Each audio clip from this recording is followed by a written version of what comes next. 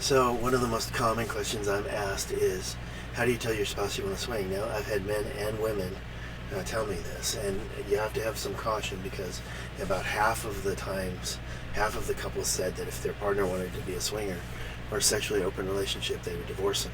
So this is where the caution comes in. Here's where the bad part comes in. But I'm not going to dwell on this. I've talked about it in other videos, but you need to have at least that warning. This next part might be redundant. It might be something that's kind of repeated. Now, it's not on a list of things that swinging couples say are important to swinging, but or very often. I've seen it a couple times, but it is something that is actually true. On the other hand, here's the other part of that is that you probably already are, and your spouse is already this thing, or you wouldn't be talking about swinging. So it's self-awareness. Each partner needs to be self-aware of why, and I'll tell you in a second. So they need to ask yourself, why am I interested? Not your spouse, but you. Why are you interested?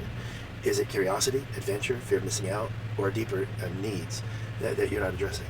Okay, so another one here that's not coming up in any of the surveys and stuff I'm looking at is that it's often because you're getting older. You know, you're 40-something, 50-something, 60-something, 70-something, and you're thinking, what am I missing out? What haven't I done in my life that I want to do more of? And sex is one of them, and swinging is one of them, and that warm, wonderful feeling that you have as couples with other couples might be that one thing you're missing. To be honest with yourself, you have to ask, what is jealousy really part of the fabric of who you are?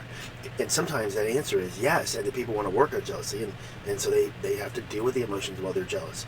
And then on the other hand, sometimes it's no, and then they find they're jealous and they're baffled by themselves. And so I'll be real honest. There's going to be a touch of jealousy in everybody, no matter what. If you're in the monogamous lifestyle and you're going to a non-monogamous lifestyle, there's going to be jealousy.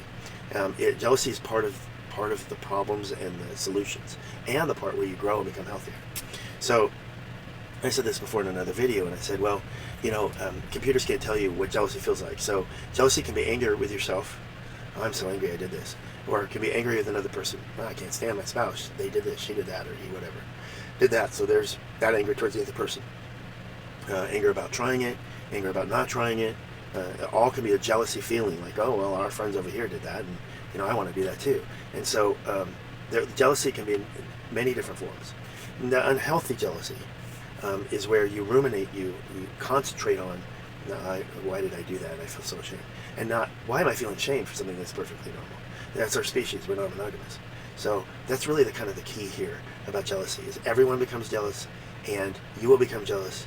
How you deal with it helps you to grow, or you have to go back to where you were before.